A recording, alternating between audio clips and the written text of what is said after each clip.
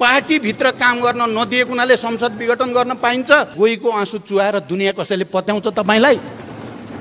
किन पत्याउने तपाईलाई? बार बार विघटन गरेर लोकतन्त्रको चाहिँ निर्मम हत्या गर्ने अनि चाहिँ बडो चिन्ता, प्रणालीको चिन्ता। यो शान्ति सम्झौता पछिको ठुलो ऐतिहासिक राजनीतिक परिवर्तन पछिको संघीय लोकतान्त्रिक गणतन्त्र अन्तर्गतको राजतन्त्र अन्तर्गतको होइन। त्यो संविधान हो भन्ने कुरा किन बिर्सिन खोजिँदैछ? 76.5 के हो? 76.5 सार्वभौम यो प्रतिनिधि सभाको विशेषाधिकार हो। त्यो पूर्व प्रधानमन्त्रीहरूको लाइन गएका छौँ हामी, त्यसलाई पनि उस्तै। यो पो हो लोकतन्त्रप्रतिको उपहास। यति सोझो कुरालाई बुझ्न यति गाह्रो किन भइरहेको छ हामीलाई? 2/3 बहुमतको प्रधानमन्त्रीले आफ्नो बहुमत हुँदाहुँदै पटक पटक संसद विघटन गर्ने र देशलाई दुर्घटनामा धकेल्ने त पहिलो पटक नै नेपालको इतिहासमा भएको हो। अहिले तपाईँ पनि हुनुहुन्थ्यो नि त एकचोटि युद्धमा, टाउको काट्नेमा तपाईँ हुनुहुन्थेन र? मलाई किन भन्न बाध्य पार्नुभयो तपाईँले? तपाईँले भन्न के खोजेको? शान्ति सम्झौता गलत थियो भन्न खोजे हो, या माओवादीले लोकतन्त्रको पक्ष लिन हुन्न भन्न खोजे हो? क्या हो? माओवादीले चाहिँ संविधानको पक्षमा बोल्न हुन्न, भ्रष्टाचार गर्दिन, गर्न पनि दिन्न। के को लागि त? भ्रष्टाचारको ढाकछोप गर्नको लागि वाक्य रहेछ प्रधानमन्त्रीको भन्ने कुरा जनताले बुझिसके। कयौं दिन बहस गरेर राखिएको 76.5 होइन।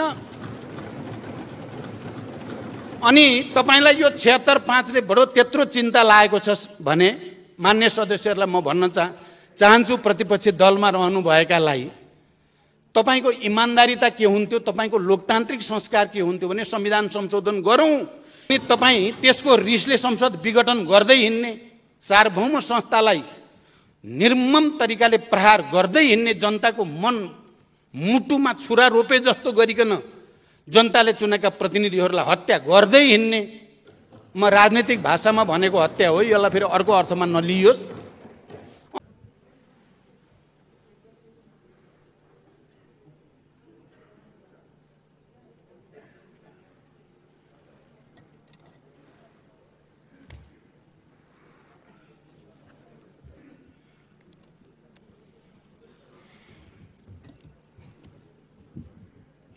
सम्मान्य सभामुख महोदय, म नेपाली कांग्रेसका सभापति तथा सम्मान्य प्रधानमन्त्री शेरबहादुर देउवाले भर्खरै राख्नु भएको विश्वासको मतको प्रस्तावको पक्षमा नेकपा माओवादी केन्द्रको संसदीय दलको समर्थन रहेको कुरा जनाउन यहाँ उपस्थित भएको छ। समर्थनमा केही कुरा भन्नुभन्दा अगाडि अहिले पनि देश कोरोना महामारीबाट ग्रस्त छ। म ती हजारौं नेपाली नागरिकहरू जसको मृत्यु भएको छ कोरोनाको कारणले, उनीहरूप्रति हार्दिक श्रद्धाञ्जली व्यक्त गर्न चाहन्छु।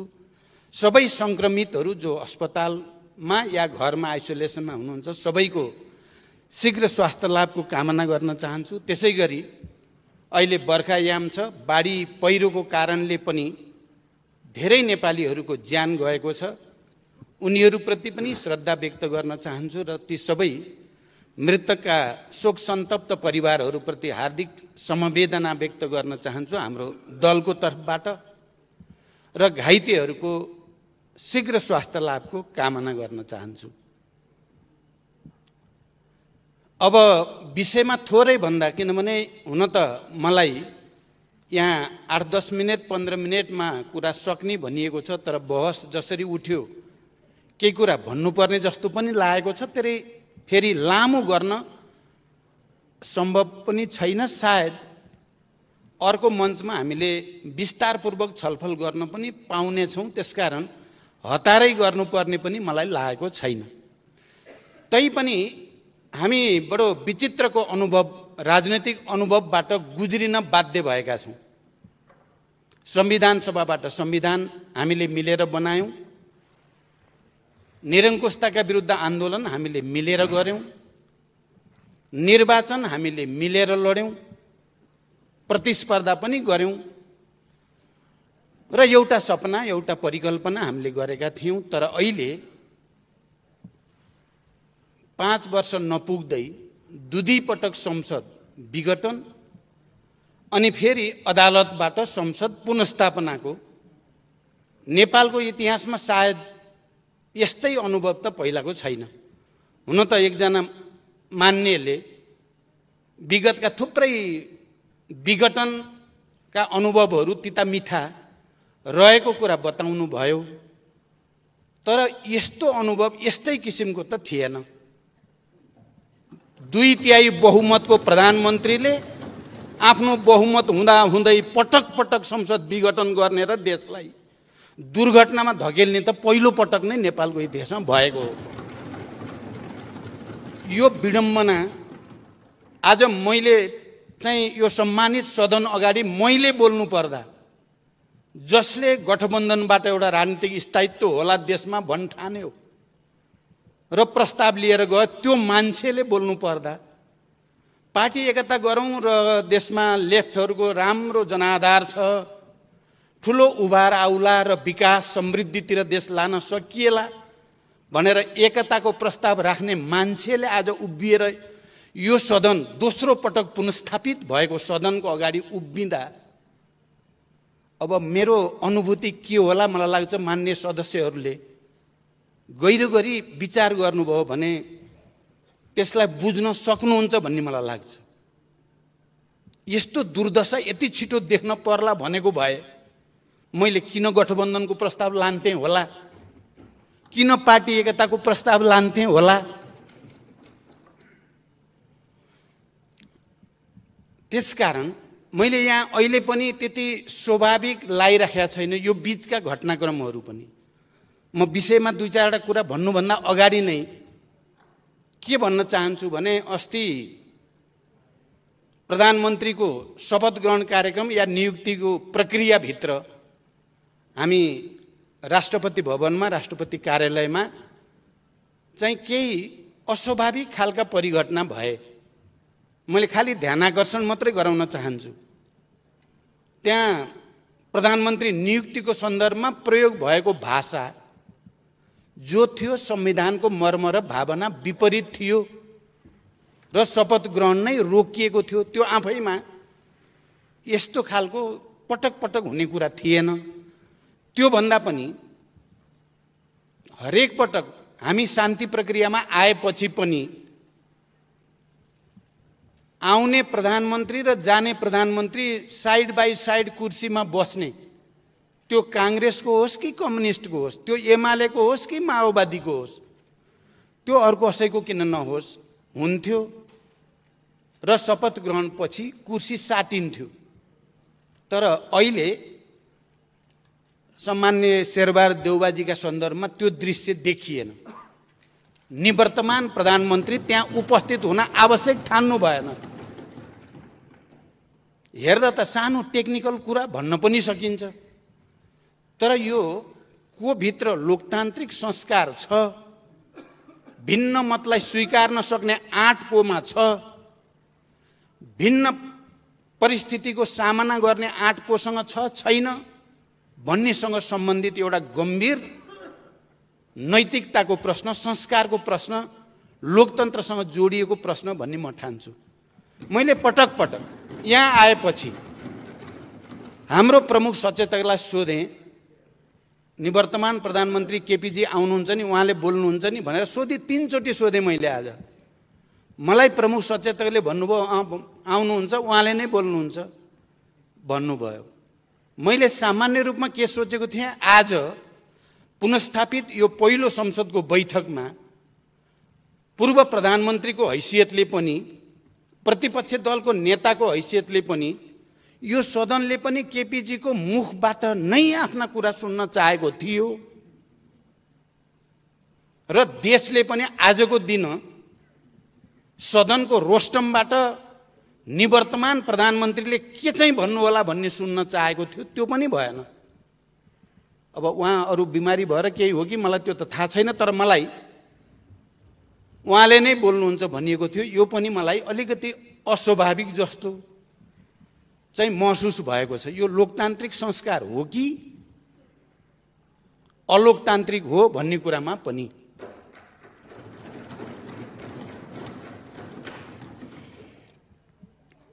भनिन्छ के भने तर्क त धेरै गर्न सकिन्छ, तर धेरै तर्कलाई एउटै तथ्यले चाहिँ राम्रैसँग खण्डन गर्न सक्छ पनि भनिन्छ। अहिले अघि प्रतिपक्षको तर्फबाट मान्य सदस्यले जे जति कुरा राख्नुभयो, हामी त्यही पार्टीको नेतृत्वमा नबसेको हुन्थ्यौँ भने त हामी केपीजीको अहङ्कार र दम्भको अत्याचारको जाँतोमा नपिसिएका हुन्थ्यौँ भने त उहाँले भनेको चाहिँ अलिअलि हो कि भन्न पनि सकिन्थ्यो।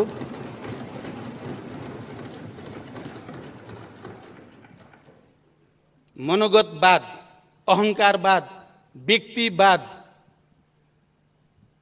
चरम महत्वाकांक्षा,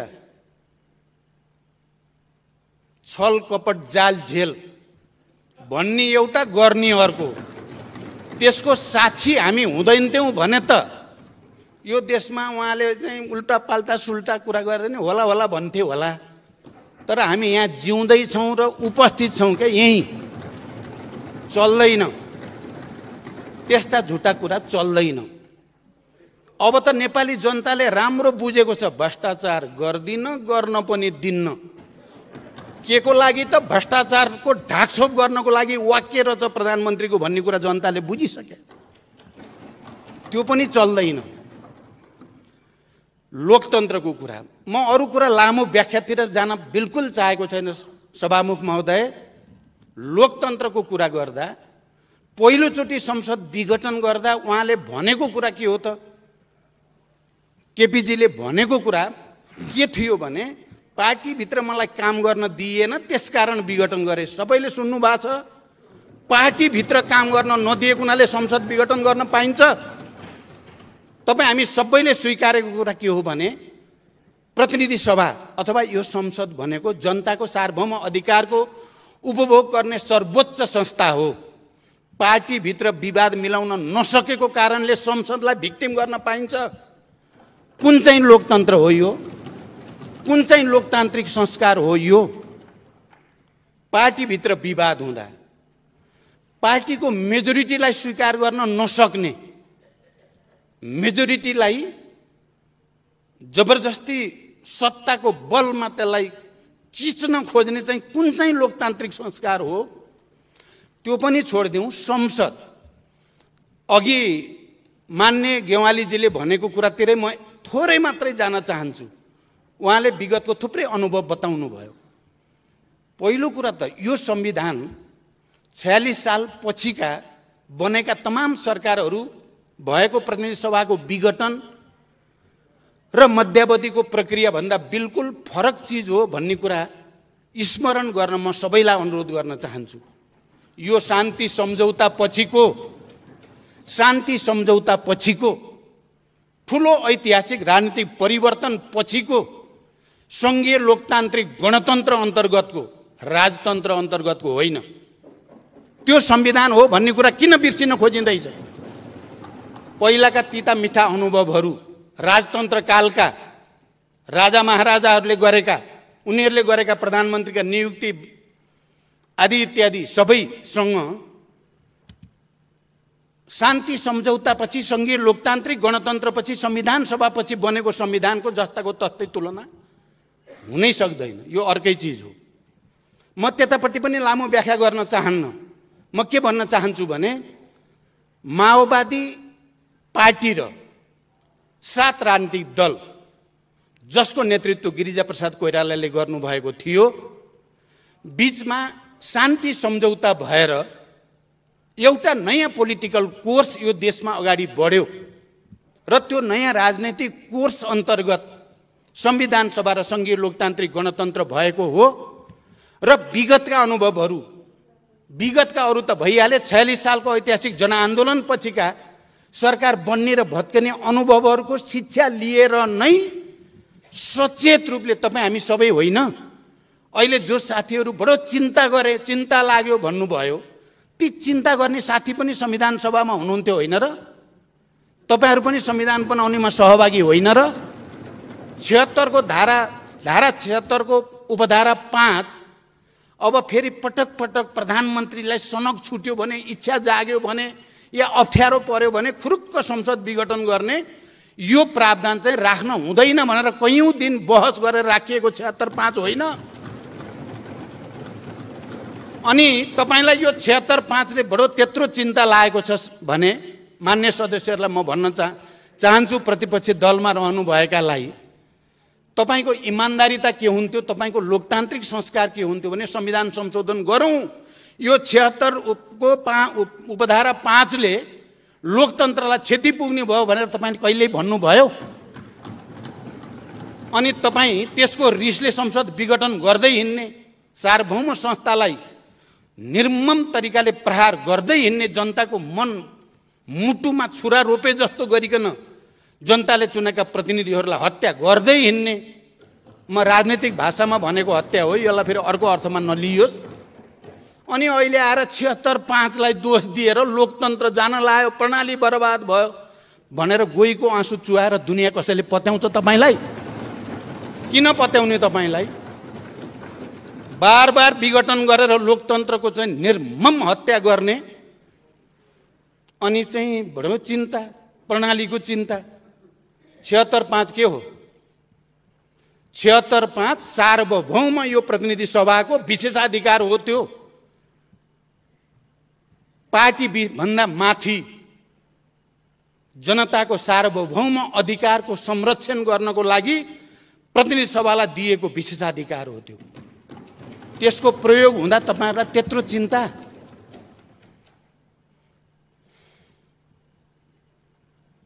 छिहत्तर 5 हामी सबैले बनाएको हो, त्यसमा कसैको मतभेद थियो? जो साथीहरुको मतभेद थियो ती मतभेद हुने साथीहरुको त अरु थुप्रै विषयमा थियो, तर जसले हामी संविधान लेख्यौं हाम्रो सर्वसम्मत थियो।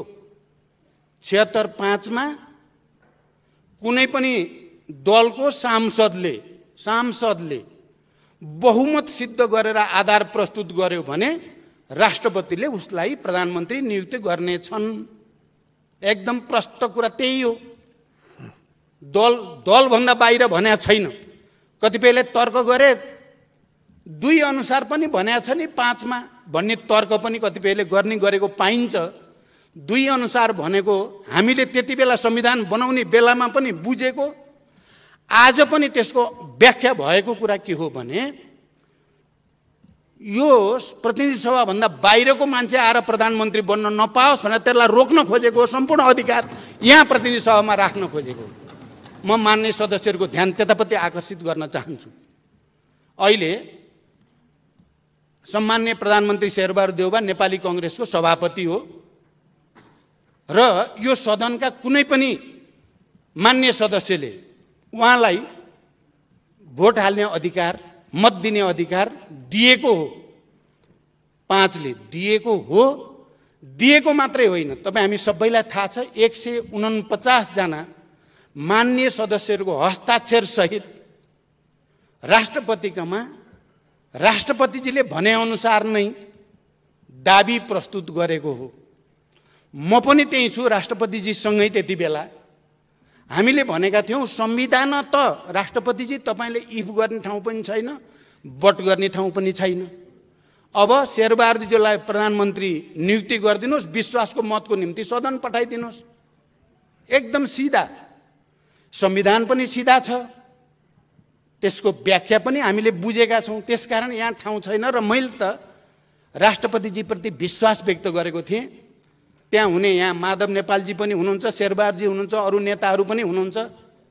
त्यसकारण तपाईले अब 149 जनाको हस्ताक्षरको शनाखत गर्न चाहनुहुन्छ, हामी तयार छौं। हामी जीवित सजीव उपस्थित हुन पनि तयार छौं। तर त्यहाँ हस्ताक्षर छ, त्यसकारण राष्ट्रपतिको जिम्मेवारी हुन्छ सदनमा पठाइदिने। ल यो अनुसार हो नियुक्ति गरेर विश्वासको मत लिन सदन पठाइदिने। अनि सार्वभौम संस्थाले विश्वासको मत दियो, उहाँ प्रधानमन्त्री कन्टिन्यू गर्नुहुन्छ, भएन उहाँ जानुहुन्छ। मैले यो कुरा भनेको थिएँ र मलाई आशा थियो उहाँले त्यही गर्नुहुन्छ, तर उहाँले त्यसो गर्नु भएन।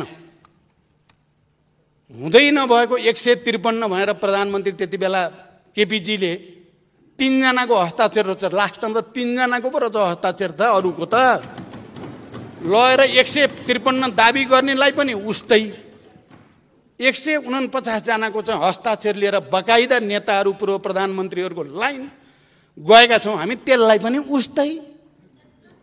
यो पो हो लोकतन्त्रप्रतिको उपहास। यति सोझो कुरालाई बुझ्न यति गाह्रो किन भइरहेको छ हामीलाई? त्यसकारण अहिले हामीले नै होइन र तपाईँ हामी सबैले सर्वसम्मत रूपमा संविधानको अन्तिम व्याख्या त सर्वोच्च अदालत हुनेछ। लेख्ने हामी होइन, सही गर्ने हामी होइन, सर्वोच्चले गर्यो। पहिलो संसद विघटन हुँदा पनि हामीले जनताको आवाज पनि सुन्यौं। बुद्धिजीवी पत्रकार सबै मैले त भन्ने गरेको छु, बेस्ट ब्रेन नेपालकाहरूको सुनियो हामीले आवाज। अदालतले अन्ततः संविधानको मर्म र भावना अनुसार नै संसद पुनर्स्थापना गर्यो। पुनर्स्थापना गर्नु पो लोकतान्त्रिक भयो त यसलाई हत्या गर्नु लोकतान्त्रिक हुन्छ? अहिले पनि 76-5 मा गएर पर्यो, जालझेल त पहिल्यै भयो नि। 3 को प्रधानमन्त्रीले 4 मा चाहिँ आफैले मार्ग प्रशस्त गर्छु भनेर 5 मा फेरि लास्टमा दाबी गरेर रातारात संसद विघटन गर्ने लोकतन्त्र, यो संविधान मिचियो, लोकतन्त्र मिचियो भन्ने चाहिँ फेरि अराजक प्रणालीविहीन, यो मिल्ने कुरा हो र? यो कहाँ मिल्यो क्या? कुराको तालमेल तारतम्य त मिल्नु पर्यो नि कहीँ न कहीँ।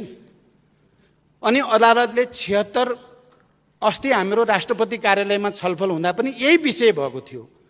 76-5 अनुसार 149 जनाको हस्ताक्षर लिएर गएपछि शेरबहादुरजीलाई प्रधानमन्त्री नियुक्ति नगर्नु पो संविधान विरोधी काम भयो, लोकतन्त्र विरोधी काम भयो। अदालतले नियुक्ति गरे होइन शेरबहादुरलाई, 76-5 को व्याख्या गरे हो। एकदम क्लियर होस्, 76-5 को व्याख्या गरिदियो। 76-5 सबै मान्य सदस्य तपाईँ हामी सबैलाई विवेक प्रयोग गर्ने विशेषाधिकार हो। यो संविधानले दिएको, संघीय लोकतान्त्रिक गणतन्त्रको संविधानले संसदलाई दिएको, सांसदहरूलाई दिएको विवेक प्रयोग गरेर भए पनि अकालमा मृत्यु हुनुबाट संसदलाई बचाऊ भने होइन। अनि बचायो, सिधा छ कुरा। यहाँ हाय तौबा गर्नुपर्ने म त कहीँ कुरा देख्दिनँ। म फेरि हाम्रो प्रतिपक्षीको साथीहरूलाई लौ निर्दलीय हुने भयो, कत्रो चिन्ता हो। निर्दलीय किन बनायो हामीले? निर्दलीय संविधान उपधारा 5 किन राखे हामीले? अनि सबै ठाउँमा हुइप नलाग्ने भन्या छ र? जुन ठाउँमा प्रतिनिधि सभाका सदस्यहरूलाई आफ्नो अन्तरात्माको आवाज सुन, प्रतिनिधि सभा बचाऊ, संविधान बचाऊ भनेर अधिकार दियो, त्यो अधिकार प्रयोग गर्ने चाहिँ निर्दलीय, त्यो अधिकारलाई कुण्ठित गर्न चाहिँ दलीय।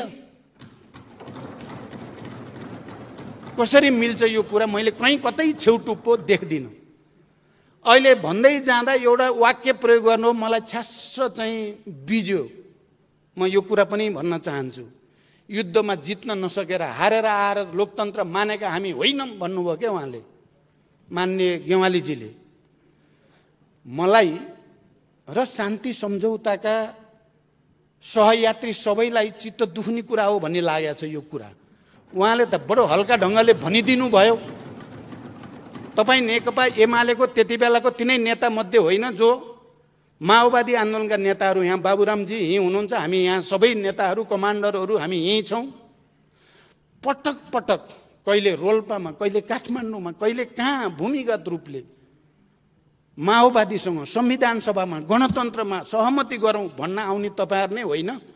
अहिले तपाईँ पनि हुनुहुन्थ्यो नि त एकचोटि युद्धमा, टाउको काट्नेमा तपाईँ हुनुहुन्थेन र? मलाई किन भन्न बाध्य पार्नुभयो तपाईँले? तपाईँले भन्न के खोजेको? शान्ति सम्झौता गलत थियो भन्न खोजे हो, या माओवादीले लोकतन्त्रको पक्ष लिन हुन्न भन्न खोजे हो? क्या हो? माओवादीले चाहिँ संविधानको पक्षमा बोल्न हुन्न। बरु मैले त के देख्छु नेपालको इतिहासमा,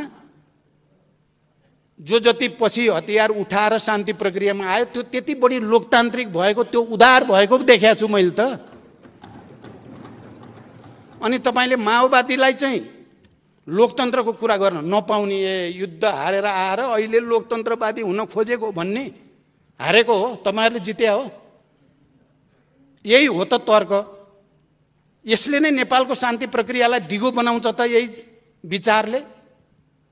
यति हेपाई तपाईँ यहीँ पनि, तपाईँहरू अरूलाई त सायद सामान्य नै लाग्या नै हुनसक्छ, तर मलाई त बेसरी घोच्यो त्यसले। 7 राजनीतिक दल एकातिर, माओवादी अर्कोतिर, गिरिजाप्रसाद कोइराला र मेरो बिचमा हस्ताक्षर यही हलमा, यही भवनमा गरिएको हो र नेपालमा एउटा नयाँ युग र प्रक्रियाको सुरुवात भयो। त्यसलाई सम्मानित गर्नुको सट्टा आज आएर युद्धमा जित्न नसके हुनाले लोकतन्त्रको बाध्य भएको पार्टी होइन एमाले रे। माधवजी हुनुहुन्छ यहाँ आज, उहाँ पनि बडो चिन्तित त बरु उहाँ हुनुहुन्छ, माधवजी, जसले गणतन्त्रको निम्ति, संविधान सभाको निम्ति, शान्ति सम्झौताको निम्ति नेकपा एमालेको नेतृत्व गरेर भूमिका खेल्नुभयो। आज उहाँलाई पनि निकै ठुलो पीडा दिइएको छ, निकै ठुलो अपमान दिइएको छ। के त्यो चाहिँ लोकतान्त्रिक हो? जसलाई सम्मान गर्नुपर्ने हो उसलाई अपमानित गर्ने चाहिँ लोकतन्त्र हुन्छ? त्यसैकारण मैले नि भन्छु, यहाँ चाहे नेपाली कांग्रेसले 7 सालमा हतियार उठायो, 17 सालपछि पनि उठाएको हो। नेकपा एमालेको पृष्ठभूमि पनि हतियार उठाएकै पृष्ठभूमि हो। अनि तपाईहरू चाहिँ लोकतान्त्रिक हुन पाउने, अलि अगाडि आएको हुनाले पाउने, माओवादी चाहिँ नपाउने भन्ने हुन्छ? के तर्क हो यो? क्या सानो तर्क देखिन्छ, तर त्यो भित्र धेरै गहिरो कुरा छ। यही कारणले शान्ति प्रक्रिया टुङ्ग्याउन अरुचि देखिने कारण पनि यही हो कि त्यसकारण म अब टुङ्ग्याउनेतिर जान्छु। म यो सम्मानित सदन अगाडि नेपालको इतिहासको वास्तविकतालाई कसैले पनि बङ्ग्याउने कोसिस नगरौँ। शान्ति सम्झौता, संविधान सभा र संघीय लोकतान्त्रिक गणतन्त्र पछि बनेको संविधान हो यो। यसमा थुप्रै नयाँ प्रावधानहरू छन्। नेपाललाई शान्तिलाई दिगो कसरी पार्ने, लोकतन्त्रलाई अझ विकसित र परिमार्जित कसरी गर्ने, नेपाली समाजका सबै उत्पीडित वर्ग, जाति, क्षेत्र, लिङ्ग, समुदायलाई समावेशी र समानुपातिक ढङ्गले कसरी समेटेर लैजाने भन्ने तमाम मुद्दाहरू भएको इन्क्लुसिभ डेमोक्रेसीको एउटा दस्तावेज हो अहिलेको संविधान। यो कुरालाई आत्मसात गर्न छोडेर अब हामीले एकले अर्कालाई घारे हात लाउन थाल्यौँ भने हाम्रो भाग्य भविष्य के हुन्छ? चिन्ता त त्यहाँ पो छ त। म सम्मानित सर्वोच्च अदालतलाई आभार सहित धन्यवाद भन्न चाहन्छु। यो पटक उहाँहरूले संविधानलाई डिरेल गर्न खोज्ने, संघीयतालाई डिरेल गर्न खोज्ने पछिल्लो चरण राष्ट्रवाद, राष्ट्रियता के भयो भन्ने कुरा जनतालाई सबैलाई थाहा छ। मध्यरातमा कोसँगको वार्तापछि कहाँबाट पोलिटिक्स कता लान खोजियो भन्ने कुरा हामीले नेपाली जनताले नहेरिकन बसेको छ र?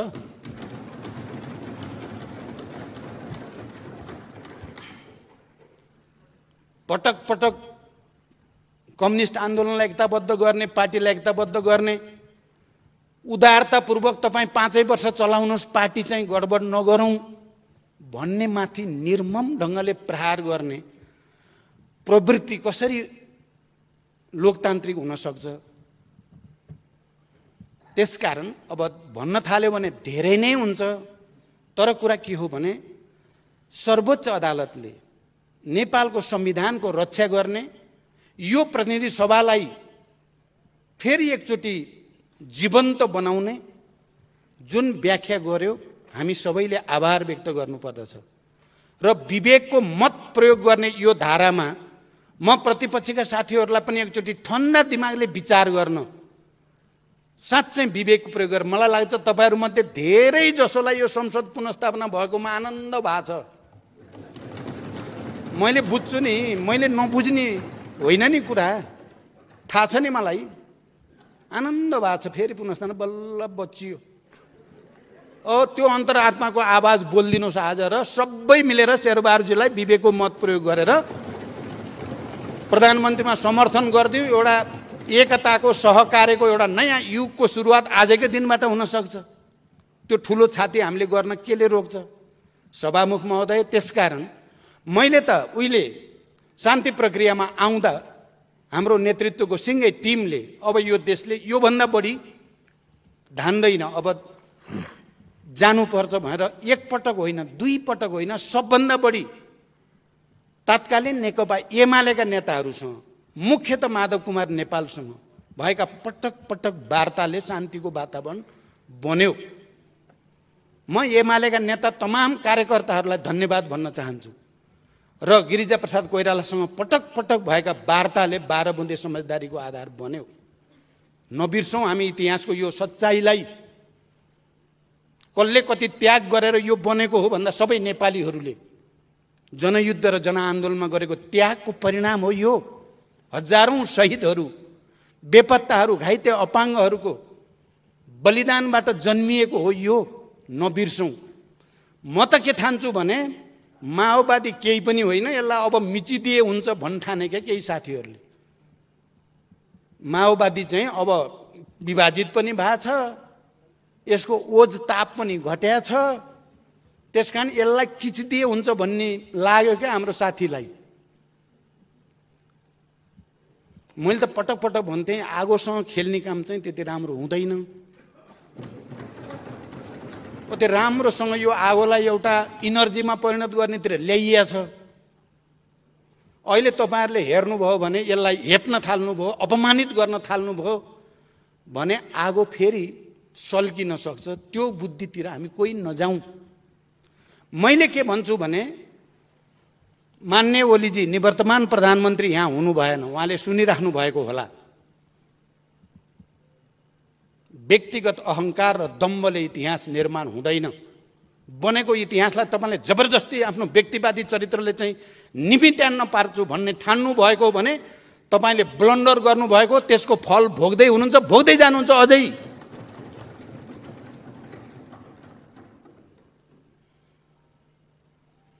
हामी अहिले नेतृत्वकर्ता नै जिउँदैछौँ, त्यति सजिलो चाहिँ चिज होइन हामी। तपाईँले माइनस गर्न खोजेर, अपमानित गर्न खोजेर अनि यिनीहरू निमोठिन्छन् भन्ने ठानिएको भने नेपाली जनताको अझ उत्पीडित वर्ग, जाति, क्षेत्र, लिङ्ग, समुदाय, समावेशी सबैका आवाजहरूको प्रतिनिधित्व हो हामी।